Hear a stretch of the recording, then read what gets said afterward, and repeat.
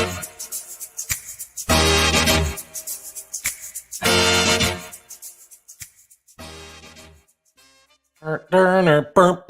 up? What's happening? Welcome in to the DNBA show. I am your host today, Brendan Vogt. Adam Mars is doing something important to my right. That's Harrison Wind. Harrison, what's up, man? What's up, man? I didn't have time for air horns. I didn't have time for a let's go in that intro. It threw me off a little, just going to say. You know what? I'm off my rhythm, too. I was thinking all morning. There it is. Do I do if I'm hosting? We have to iron this out. Air horns or not, this show is brought to you. It's presented by DraftKings Sportsbook, America's top-rated sportsbook. New customers can use promo code DNVR when they sign up. Get all types of sweet deals with the NFL season that is underway. They're official sports betting partners of the NFL. But we're gathered here today, Wind, to talk about basketball. Some important big news in the NBA. A little update from Americup, which we've largely ignored, and a little more EuroBasket talk, because why not? It's still going on. It's still good basketball. But Harrison, let's open up with the serious stuff, shall we? Oh God, yeah, let's do it. Let's get it out of the way. Let's get the news of the day out of the way here. The biannual obligatory coverage of just something totally controversial in the NBA. I love it. Okay, as we know, ESPN in November of last year wrote an article. Baxter Holmes wrote an investigative piece about Robert Sarver and his behavior with the Suns organization and the Mercury organization. That investigation has completed, and the NBA released their findings and the details behind their punishment. This investigation was based on information gathered from interviews with 320 individuals, including current and former employees who worked for the teams during Mr. Sarver's 18-year tenure as managing partner, Mr. Sarver, and other relevant individuals, and from the evaluation of more than 80,000 documents and other materials. So this was a long investigation, Harrison. And here's what they found. Some of the key findings are that Mr. Sarver, on at least 5 occasions during his tenure with the Suns Mercury organization, repeated the N-word when recounting the statements of others. He engaged in instances of inequitable conduct toward female employees, made many sex-related comments in the workplace, made inappropriate comments about the physical appearance of female employees and other women, and on several occasions engaged in inappropriate physical conduct toward male employees. He also engaged in demeaning and harsh treatment of employees, including yelling and cursing at them. Harrison, sounds like a super fun workplace. Yeah, so I kind of opened the show joking that, we got to get the serious stuff out of the way, but this is very serious. And it's funny because the NBA puts out the statement that you just read from and 3 bullet points of the key findings, quote unquote. And I guess these are key according to the NBA, but they don't actually seem to be like the real key findings, as other people have tweeted out. Because if you go to Ben Golliver's timeline, he's breaking down, it seems like, what are the actual key findings that you can find in the actual public report that is made public. And there's some awful stuff in there. There's like heinous stuff that I don't even feel comfortable like saying on this podcast. Sure. I mean, if we want, Kale, we can just scroll Ben Golliver's timeline to get a quick summary of it. But I'm actually not surprised that the NBA didn't put that stuff in its statement, because then it probably would have blown up even more. They clearly tried to hide a lot of this in the actual report. But this is just vulgar stuff. And he got suspended a year. Vote. Look, he can't be involved in the Suns. He can't go to games. Yada, yada, yada. I'm sure that's not going to be a huge damper on Robert Sarver's life. Big deal. He can't go to Suns games for 1 year. Can't go to the practices for 1 year. A year goes by, he'll be cool. He can keep doing this stuff, it seems like. But it feels like the only reason why he isn't banned for life, or he's not, like, they're not making him sell the team like they did Donald Sterling, is because it doesn't seem like any of this stuff is on tape. Like, that's my initial read. Yes. It seems like all of this is done through interviews. Like, the amount of people they interviewed is obviously vast because this goes back like around 20 years. But I feel like if this stuff was caught on tape, the NBA would have no choice but to do what they did to Donald Sterling to Sarver. Yeah. Which brings us back to your first point about I'm reading from the NBA PR department's official statement here. So it's the washed down kind of sugar coated version. It's incredibly washed down. I think that's because of a lot of what you were just hitting on, which is legally, like, there's so much here that from a consumer perspective, it's sufficient. We know everything we need to know about Robert Sarver. But I think from the NBA's perspective, if you look at how they wrote this, because they include the line that the investigation made no finding that Mr. Sarver's workplace misconduct was motivated by racial or gender-based animus. So they're trying very hard not to get sued because, as you pointed out, a lot of this probably by a lawyer could be painted as hearsay, whereas with Sterling, it was a lot more, we literally have him red-handed. And so that informed a lot of not just the punishment, but how the NBA, is talking about it in any sort of official capacity. Yeah. I mean, just listen to some of the wording from this PR release by the NBA. Like, here's what the Suns have to do because of this investigation. The Suns, in addition to July 2021, the organization hired a new head of human resources who, along with other executives, has since implemented a series of positive workplace changes. These included updated respect in the workplace policy.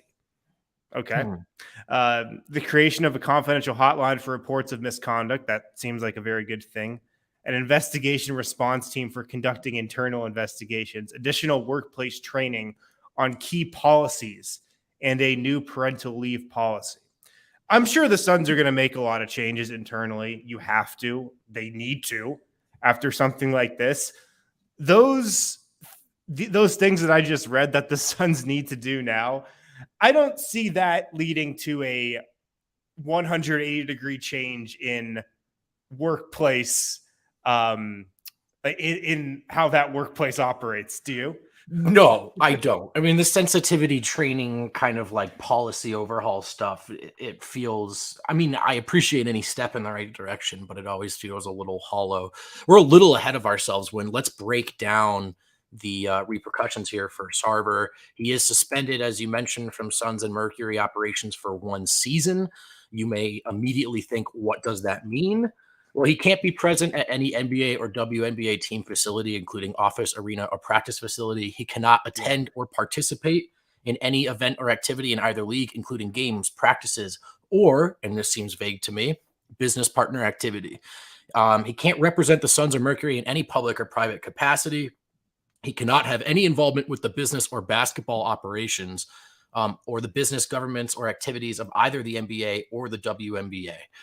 He has a $10 million $10 million fine staring him in the face. That's the max allowed that the NBA can levy. That's $10 million. That's about what Torrey Craig's getting paid on his contract over a couple years. I think Tom Haberstroh had some good info out there for context on it, because Sarver is the owner of an NBA team, and the Suns, he bought the Suns for $404 million in 2004. Okay. Today, the Suns are valued at $1.8 billion. Okay. A $10 million fine represents 0.6% of the team's valuation. It's not much. It is the most the NBA can levy. I think when they did it for Sterling, the most back then was like 2.5, which was what they levied. But it certainly all feels a little insufficient, Wind. Vogt, you missed the biggest bullet point here. Mr. Sarver. That's right. This is from the NBA's press release. Mr. Sarver must, during his suspension, complete a training program focused on respect and appropriate conduct in the workplace. Yeah, that'll really reshape that grown. Just sometime over this next year, do this little training program, and boom, you're cured. You're healed. I know. Do the training program, and you're good to go, Bob. I mean, look, this is It's better to have it there, I guess, than not. But do you think he's going to come out of that a reshaped person, a fundamentally reshaped human being? I don't. No, because he's been acting like this for 20 years.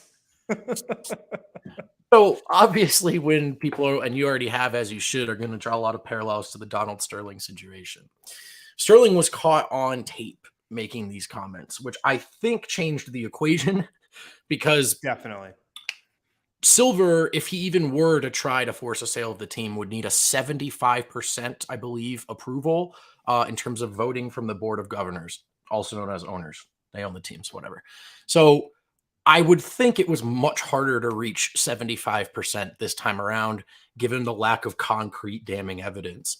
Now, by the way, lest this sound like I'm defending the outcome of the decision, I'm not. I'm just attempting to understand it. So I strongly believe is that the owners do not want to set a precedent where, again, I believe it's sufficient, but as they might describe it, he said, she said, without concrete evidence is enough to just Probably. say, you're out of there. You have to sell the team. Because whether or not other people have behaved the way Sarver has, and maybe they have, they don't want to set a precedent of, oh, just being an asshole gets me out of here. I didn't think that was the club that we were all in here together. Yeah. When Donald Sterling had his whole scandal, just the fact that it was caught on audio changed everything. Right. I think if that doesn't get caught on audio, he's probably looking at something similar to what Robert Sarver just got. I've got to think that way if this is the conclusion that Adam Silver came to after this long investigation. And this has been going on a long, long time, the NBA doing this investigation. And I agree with you. I don't think other league owners would want to set a precedent where ex-employees can pretty much force them to sell the team if they bring these accusations against them. Because, Vogt, I guarantee you this is going on in other franchises. I don't know which ones, but I guarantee you some stuff like this has happened across the league. Look, man, but before I worked in sports media full time, I worked in software, and the software culture with a lot of executives in a lot of different companies is very much an old boys club. Yep. I think it's probably very similar to how NBA owners act in the workplace. I know the type of shit that probably goes on there. And I guarantee you this isn't the only team where there's been very questionable things done at the ownership level in terms of leadership and workplace culture. There's no way. I think you're absolutely right. And to project it onto any one specific franchise without evidence, unfair. To think this is an isolated incident, probably painfully naive. Now, Sarver, by all accounts, by the way, appears to just be a crazy person and an asshole. Oh, yeah. But is that a unique breed in terms of those who inherit fortunes and own sports teams? Probably not, especially with, are there specific carbon copies of Sarver's behavior? I don't know, but like you just said, the sort of locker room talk, the general inappropriateness, being above the law kind of aura, I'm sure that exists if it isn't prevalent league wide. So yeah, and did I say Good Boys Club? I meant Old Boys Club. Yeah. No, I think you said Old Boys Club. Old Boys Club. I'm curious to see what our friends at PHNX think about this. I would highly recommend anybody who's watching to tune into their show when they go live, because they're obviously extremely close to the situation. I think they've been hearing stuff like this will probably, eventually come out before today. So I'm very curious and interested to see and hear what they think and what they write about this. I would definitely recommend everybody watching this show to tune into PHNX, because I'm sure they'll be covering this wall to wall. And, if we were in a similar situation, we would have to do our best, but we would sure want it to be over as soon as possible, and we would sure want that owner out of there. We would want to move on to what we do, and I'm sure Suns fans all feel the same way, not just because of the obvious ethical stuff. Hey, no one wants to support this guy or give this guy money, but also just the how this is organizational rot. As long as he stays there, as long as he's the figurehead, not just figurehead, but actually the one writing checks in that org. I would imagine, this is projection, I would imagine that any woman or person of color, player, basketball operations, any side of it, is going to think twice before signing with Phoenix after this. And I don't know, maybe that's naive, maybe not. Maybe this stuff is so prevalent, as you said before, it's just business. But from the Sun side of things, you sure would want this resolved as quickly as possible. And by resolved, I mean, get this guy out of here. Yeah. I mean, the only thing I'd say to that is it's funny because with Donald Sterling, he had the whole episode where he had that white party every year. And remember that? And players had gone to it. And like Blake Griffin had talked about how awkward that was being there. That was obviously forward facing with the players. That was directly to the players. But I wouldn't be surprised. And look, I don't know. This is just my educated guess. I wouldn't be surprised if the players and actually the people maybe on like just really close to the basketball side of this experience this less than like that's a good point. Your person in corporate sponsorship or your random female in suites who's like selling your random person in like customer relations. I wonder if those type of employees feel this more than the players. I wouldn't be surprised if they do.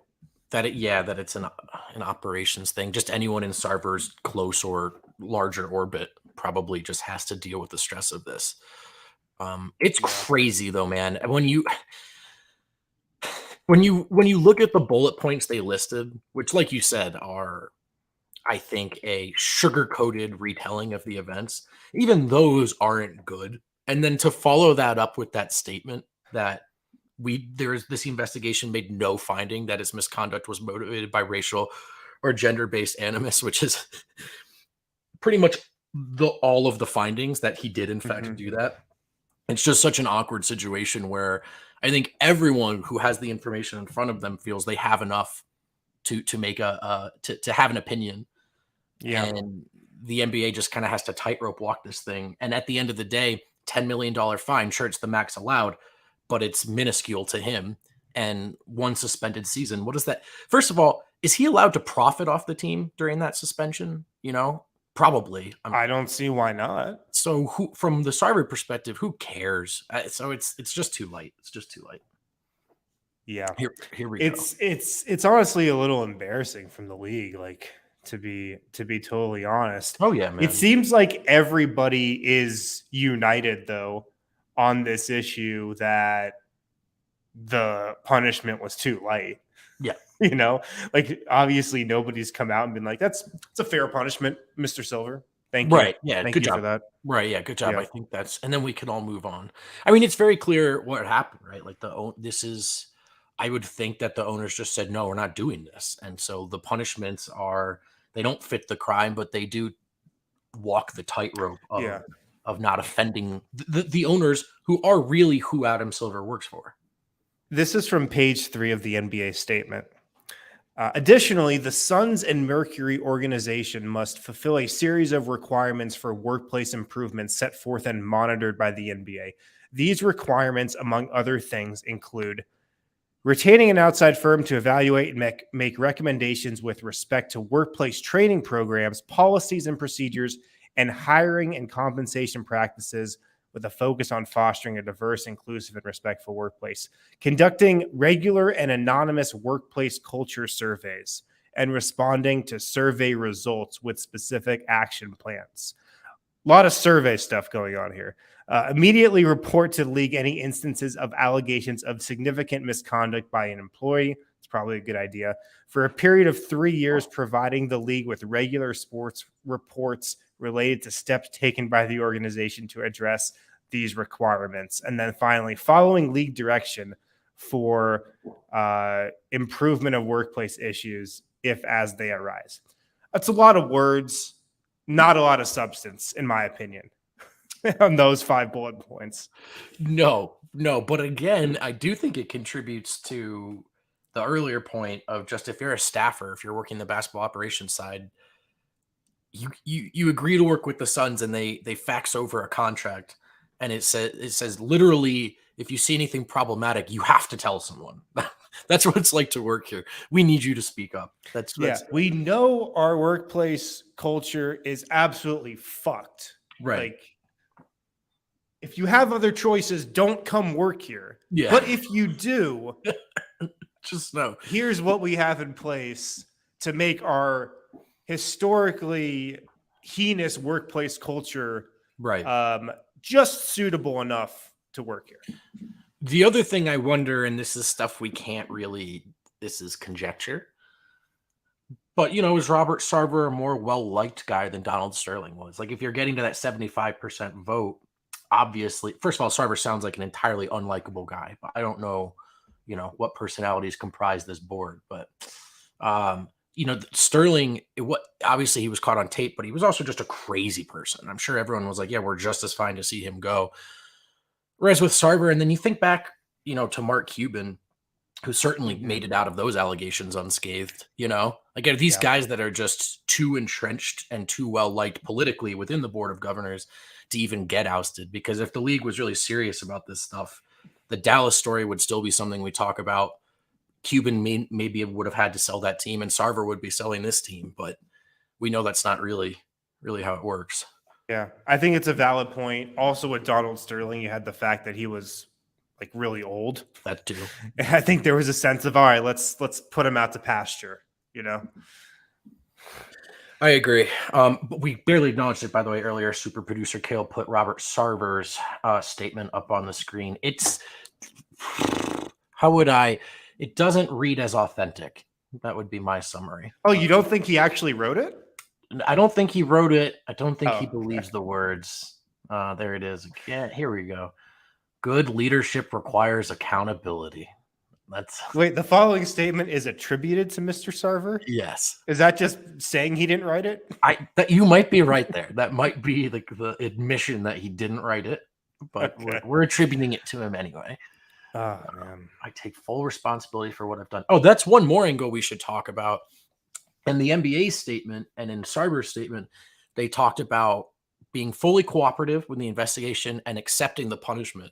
But Woj did also tweet out that he and Baxter Holmes were reporting that was not the case at all, that Sarver felt like the punishment was too steep and fought tooth and nail. So there's another fun little detail for you. No matter what the punishment would have been, you're always going to have the, retort from the other side. Right. That is true. That is true. All right, let's get into a little read action here, Harrison. And on the other side, we can talk about fun stuff.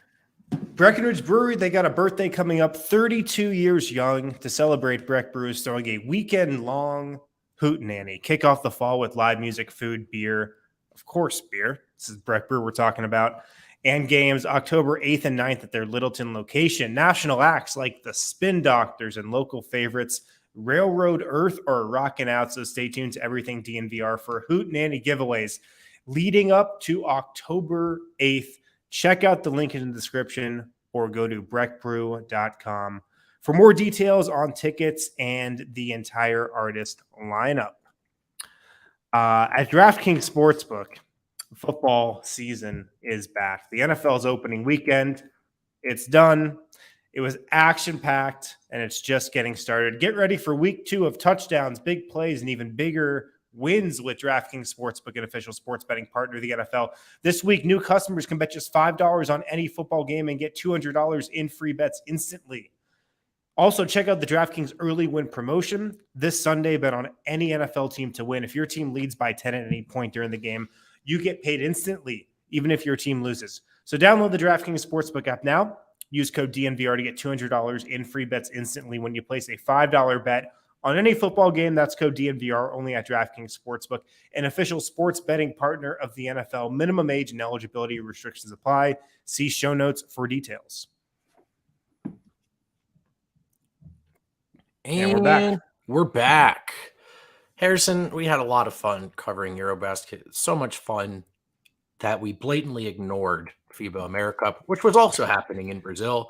Team USA got bronze. That's not even the show note. That's not even what we're going to talk about. But shout out Zylan Cheatham, though. Good for him. Did you see like some of this roster for Team America? Like you were just saying, Zylan Cheatham, Nuggets Summer League great. Norris Cole. That one blew my mind. That's the thing. Like, are they? I thought that we would send like young development teams or something. No, we just send the most random roster you could possibly imagine. How about this one, Vogt? Jody Meeks. No way, dude. Jody Meeks. What's providing some nice veteran presence?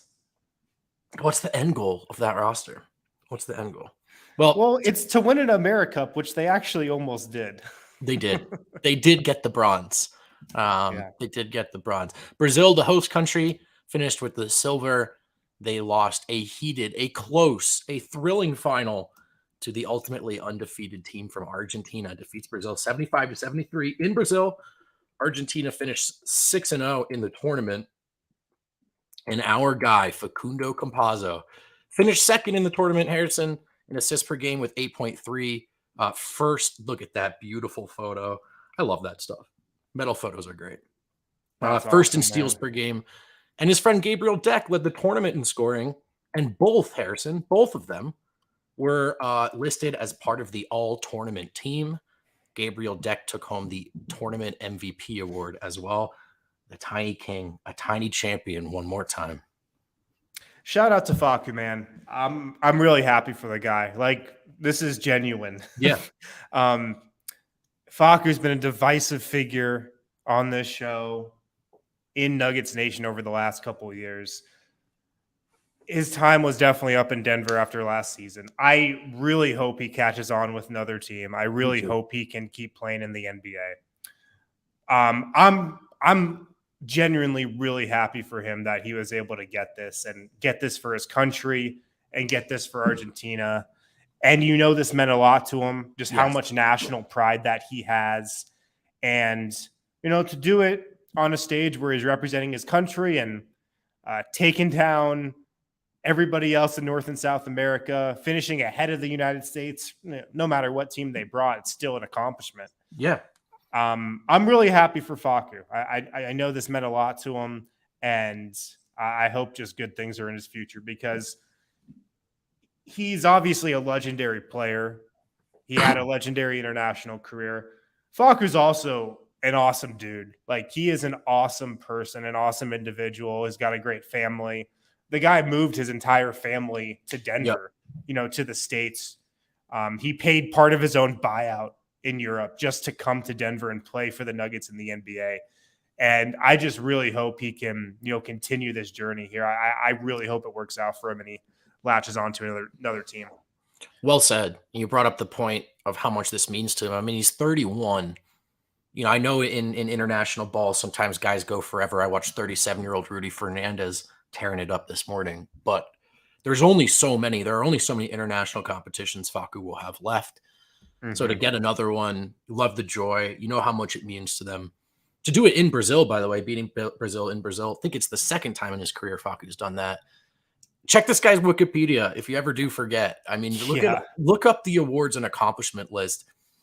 He was a third-string point guard in the NBA, found some success year one, lost it all year two. I get it, but keep in mind you are talking about a guy with a legendary basketball career outside of the NBA. And we spent a lot of time learning, man, this offseason that basketball culture certainly extends well beyond the league that we actually admittedly hate a little bit. So shout out Facu, international champion and a champion once again. Also, shout out friend of the show, Jenna Garcia, who was working for FIBA covering this whole tournament down there for the last couple of weeks. It was really cool to see her awesome coverage and follow it through her lens. Shout out Jenna for that. That was really cool. That's a great point. Yeah, shout out Jenna. That was really cool. I didn't see that she was doing that originally, and then I saw a sideline report, and I thought that looks a lot like Jenna. Yeah, put two and two no, together. it's awesome that she was down there. That's really cool. Like people probably don't know what the Americup is. It doesn't really mean a whole lot because I think a couple years ago they made it so it doesn't even factor into like World Cup qualifying.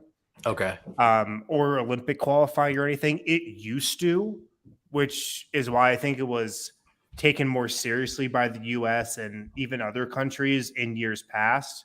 But I believe in the last, couple cycles, they made it so it has no bearing on World Cup qualifying or Olympic qualifying. So Okay. it's kind of an afterthought here, obviously, based on what players were on this US roster. But worldwide, you still get some heavy hitters that come out for it. Like Facundo Campazzo. One more gold medal for a stuffed cabinet at this point, I would imagine.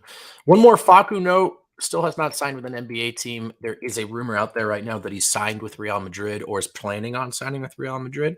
As best I could find out, his agents are vehemently denying that.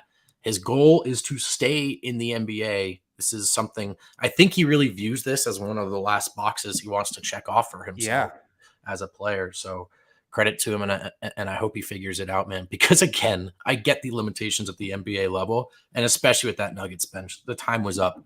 But we're talking about a gamer and a legend and a guy who's committed himself to the game. So, yeah, he's accomplished so much internationally. The last thing he wanted to do in his career is have an NBA career. That's really it for him to check off. He's done everything in Europe. He's done close to everything for Argentina.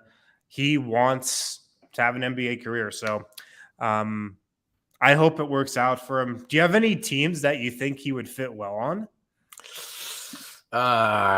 It's really, I don't know. I don't know teams' benches well enough, right? To say like, okay, that's well constructed for him. Because I think if he's gonna play, the ball needs to be in his hands. He can't be off ball.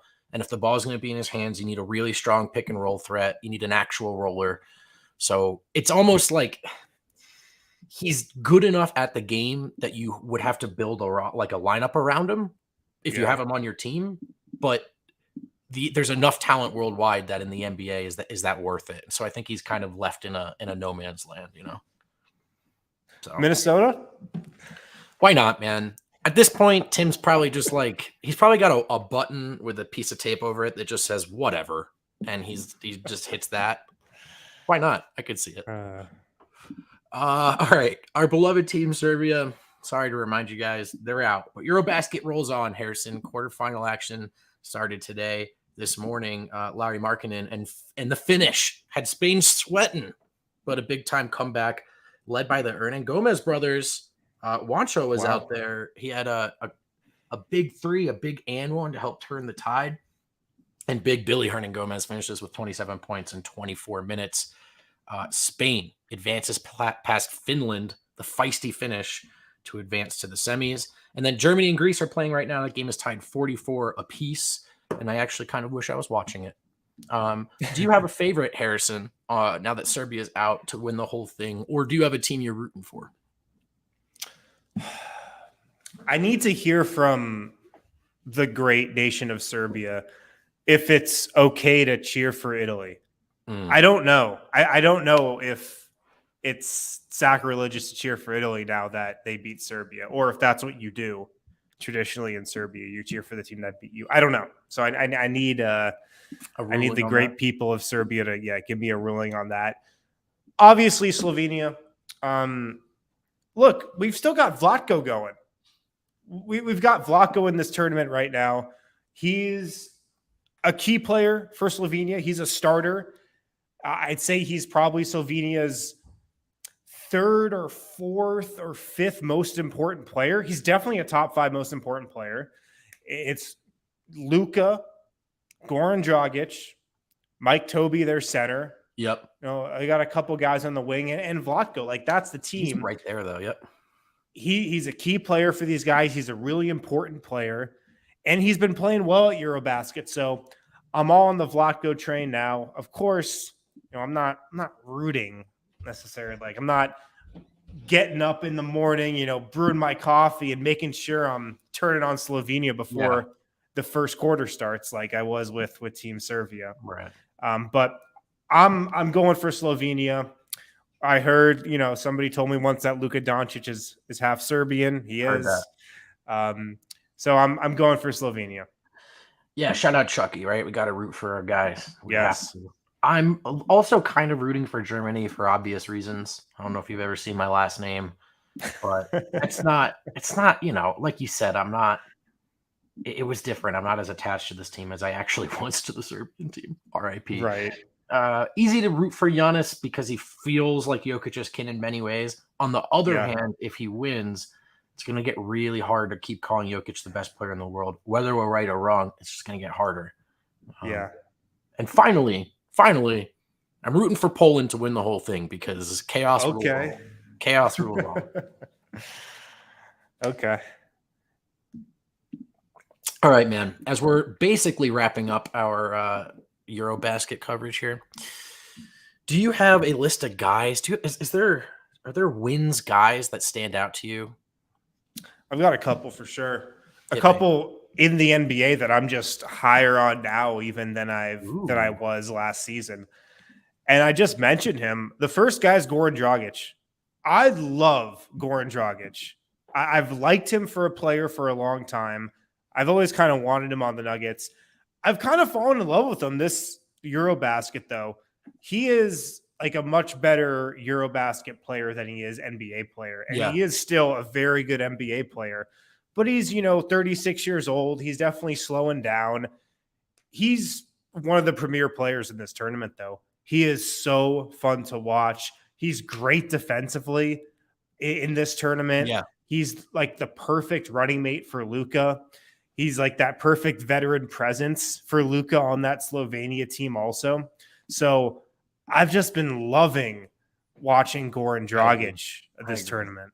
He's so clutch. It does feel, obviously everything goes through Luka, but it feels like when Slovenia needs something to happen on either end of the court, he's going to get involved some way or another. Yeah. What about you? Do you have anybody that's on the Brendan vote list? I have a long list, but I'm gonna mirror that pick with 37-year-old Rudy Fernandez, who was out there making stops off the dribble. He had a step back three to beat the shot clock this morning. He looked great, and I think the all-timer in this regard with international ball is Luis Scola, but I just love the old-timer national team lifer kind of guys. That there's a guy on every team that seems to stick around for way too long, and I love it. So shout out Rudy. Shout out Rudy for sure. The other NBA guy who is climbing up my power rankings a little bit, Cedi Osman. Turkey. I just love the look of Turkey's team. Everybody's kind of got that shaggy curly hair. They're just so passionate. Like those guys love playing for Team Turkey. You can just tell. And Cedi Osman, man, I just love watching him. He flies around the court. Can't really shoot the three, but that's okay. He loves to get out in transition. He's just a fun guy to watch. And he's another reason why I'm going to be locked into the Cavs this season. I remember post LeBron, he was the first great hope in Cleveland, the first guy that they really rallied around. Yeah. I just love guys that you can tell just love playing for their country way more than they love playing for their NBA team. Yeah. On that note, let's put Larry Markkinen on there. I was going to have him almost too good to be on this list, but finished Larry Markkinen is not to be messed around with. He didn't have a great game today, but he had one hell of a tournament. Going to stick with my old-timer picks, Harrison. We watched this guy together, Kurtislav Simon of Croatia. This is the fella throwing up lefty hook shots, lefty bank shots, turnaround hook shots in the lane as the shot clock expires. No one plays basketball like this anymore. I don't actually know if he's that good, but he's a treat to watch. So he's on my list for sure. I got to give a shout out to Worthy DeJong. Yep. If you say that name to me 20 years from now, I'm going to remember that game. I will never forget Worthy DeJong, whatever. DeYoung. Yep. I will never forget Worthy DeJong after that game against Serbia. Like that is a performance that's going to stick with me for the rest of my life. And I remember you were talking about how he's going on to play 3-on-3 for Netherlands. Is that in the Olympics coming up? It is, and it's appointment viewing for me now. Right. That's the thing. Now I'm going to tune in to Netherlands playing 3-on-3. That's right. I actually am. Shout out Worthy DeJong. He was on my list as well. How about Balvin, the big center, 7'1" guy who looks like he is from the Game of Thrones universe? Oh yeah, for sure. He struggled a bit defensively with anyone who made him stretch the floor at all. But he was also a beast, and very few guys kind of built like him at this tournament. He was crushing. He was really fun to watch as well. So shout out Balvin or Balvin. Czech Republic. Czech Republic. That's right. Yeah. The other guy for me, I think I mentioned him on the show before, Alexander Mamu Kalashvili out of Georgia. This guy is a 6'11" just tank who will get a rebound and dribble it the full length of the floor and just throw it down. I remember watching him at Summer League.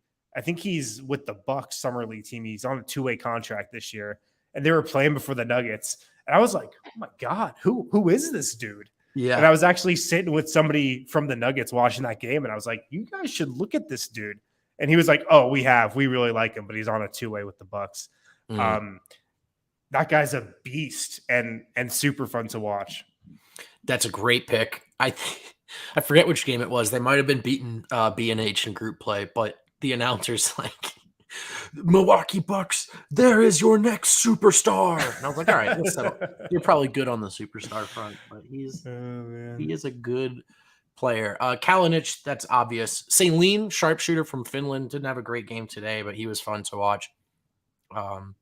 Ponitka, the guard for Poland. That guy just looks like a hooper. He's got a great look. So when you watch Poland tomorrow, keep an eye out for him. He's on my list.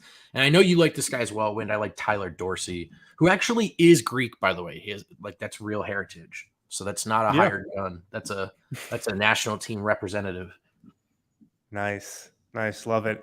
Also, I have a lot of respect for the veterans of EuroBasket, as you can tell.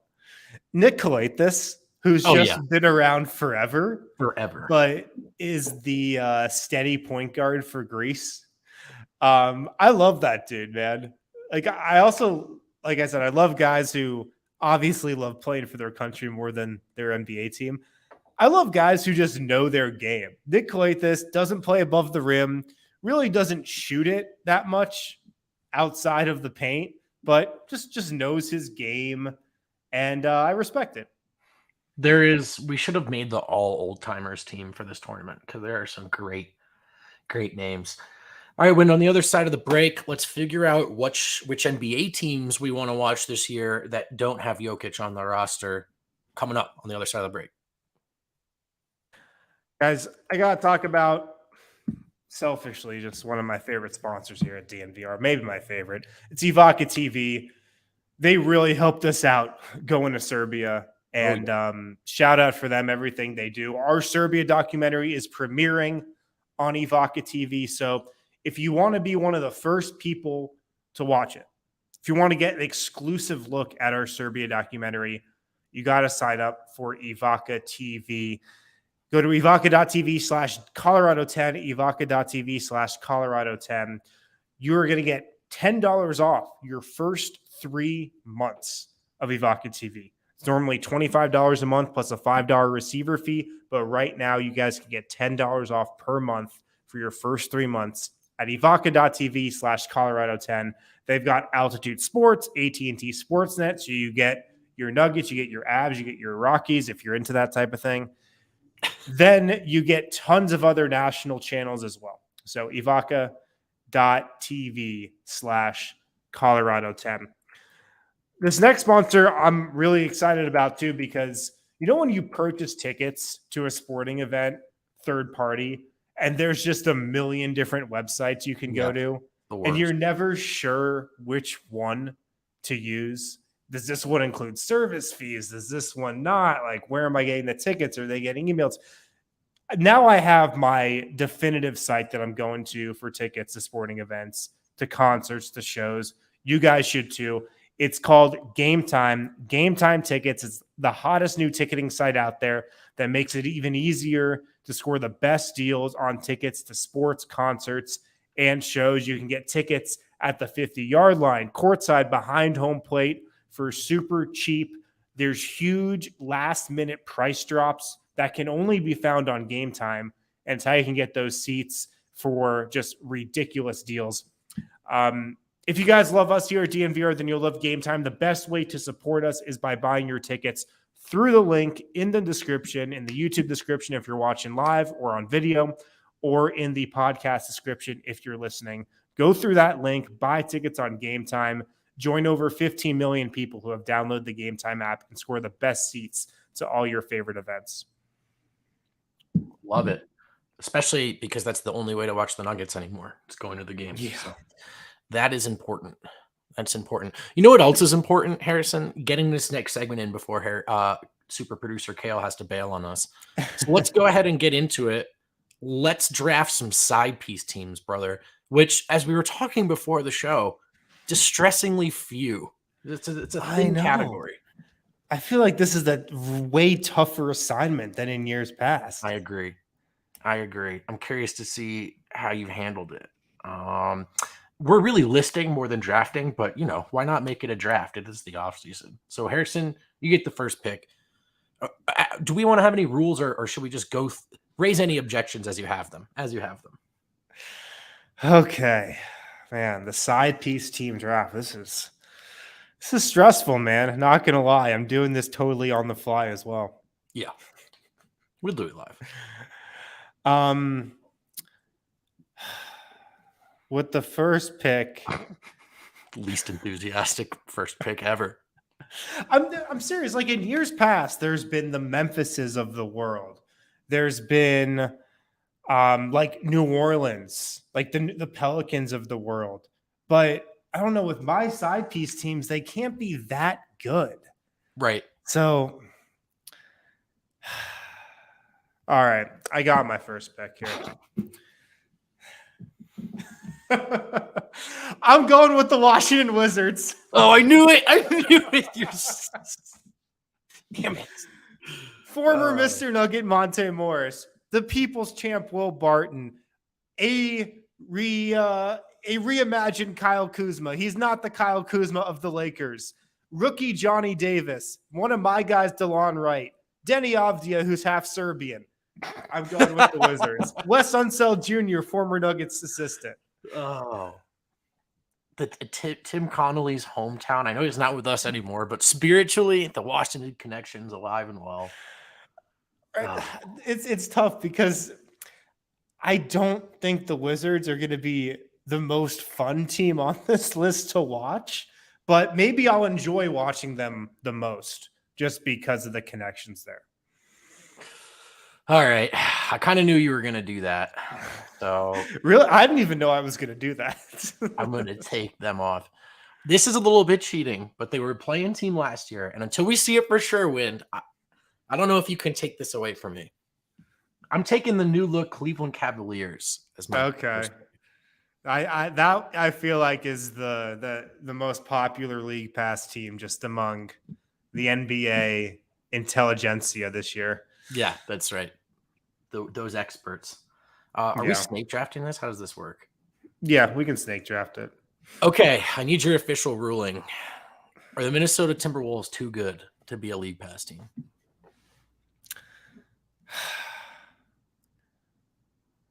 No. Then I'm taking the Wolves. Take them. I think they're going to be really good. I think Anthony Edwards, off the court trouble aside, he's going to be on the court. He's going to be fun to watch. I think Cat as a power forward makes sense.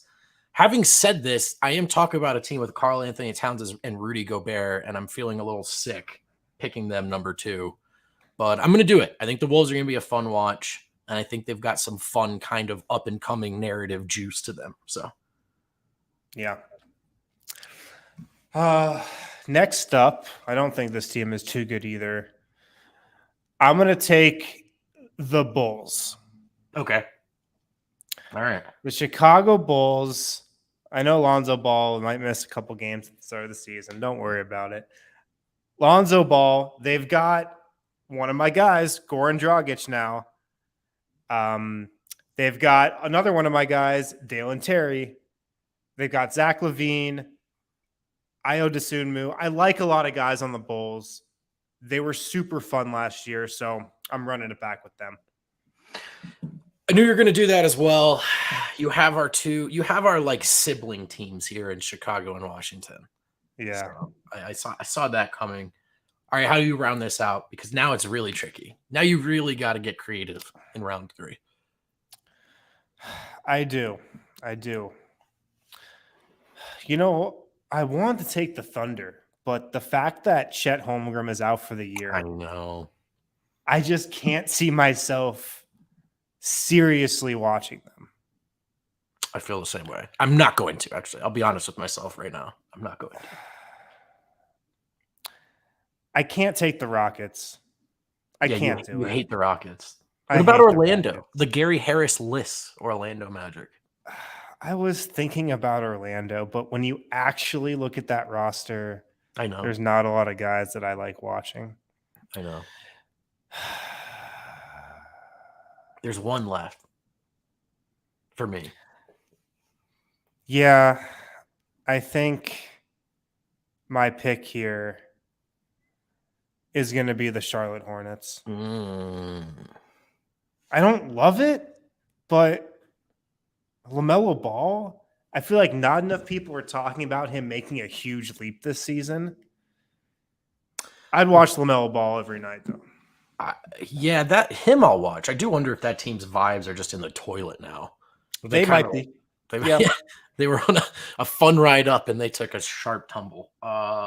They took like a center in the first round of the draft for the 5th straight year, it seems like. Yeah. Mason Plumlee's still there, I think. Wait, is he still there? I don't even. Their announcer's great. I like their uniforms. I could get into some Charlotte Hornets basketball this year. All right. I think this year I'm going to help myself to a modest portion of some Detroit basketball. I like watching Cade Cunningham. I'm excited about the Ivy edition. I don't know if this is going to be a great return on investment of my time, but I think I'm going to sit down to watch some Pistons games this year. Maybe it's a crazy move, but I think there's some juice there. I love the excitement. I hate this pick. I already hate it, but I think I am. No, I like Cade. Cade is really fun. I'm going with Detroit. All right. Well, that does the great side piece. There's a big takeaway here, Wind. We're less excited for side piece teams than ever before. Do we want to keep drafting? Should we finish this out for a 5-pick league pass? If you think you got 3 side piece draft left in you, bro, let's do it. You know, the Hawks are an intriguing league pass team. Trae Young, DeJounte Murray, Bogdan Bogdanovic. They got a lot of things to like. This is a good pick, actually, in a league pass team. I can't bring myself to pick the Blazers, even though I think I'm going to enjoy watching them this year. You should pick the Blazers because it's like a fun shot at them. You know what I mean? Because they think they're good again. So you're like, yeah, you're a league pass team. Yeah. So give me the Hawks. And then give me the Blazers because I just think the Blazers are either going to be very good or very bad, I feel like. I feel like they're going to surprise people, or in 5 months, we're going to look up and be like, wait, we thought this team was going to be good. Are they? I feel like we're going to do They're going to be an average team that makes like a small little run at some point, and a national media member is going to talk us into the Blazers again, and then they'll be very underwhelming. Is this roster fun though? No. Perfect. No, this roster is not fun. There's guys I hate on this roster, but I think they're going to be intriguing to watch, and I'm going to be tuning into them just because there's so many new pieces and we don't really know how the team is going to fit together. Atlanta is also not too good to be a league pass team. They were the 8th seed last year. Yeah, if I get Cleveland, you can have Atlanta for sure. Do you think the DeJounte Murray trade's going to make them substantially better or just more fun to watch? Definitely better. Definitely better. I mean, I don't know how many better fits next to Trae Young there might be in the league than DeJounte Murray. Like that is a great fit next to Trae Young. True. All right, Kel, give me the Indiana Pacers. No, I'm just kidding. Don't do that. I'm not. I mean, I thought about Indiana, not going to lie. You really? I mean, there's not a lot left. You know what?